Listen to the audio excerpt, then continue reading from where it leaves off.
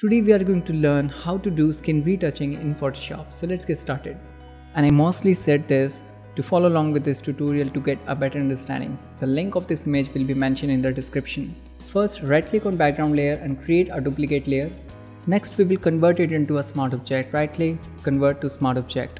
Now we can work non-destructively and later we can change any filter or any effect we applied on this smart object. Now press Ctrl or Command I to inverse the colors and change the layer mode to vivid light. You can see a little bit of image in this gray tone. Now again go to filter, other, high pass. Set the radius 25. The radius can be vary from high to low, depends on the size or resolution of the image. Now again go to filter, blur, Gaussian blur. Make sure blur value should be on a level where we can retain the skin texture. In this case 7.6 pixels is accurate, hit OK. But we want this effect to only be applied on the skin tones, not on the rest of the area. So we will add a negative mask. While holding Alt or Option, add a layer mask.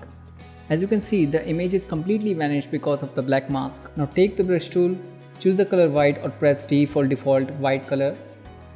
Zoom in, increase the brush size and paint over the skin where you want the retouching. You can take your time in this process.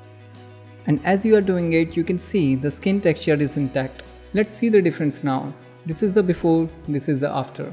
If you learned something, hit the subscribe button. Also press the bell icon for learning updates. Do comment if you found this tutorial helpful. My name is Shubham. Thank you so much for watching Graphic Arena.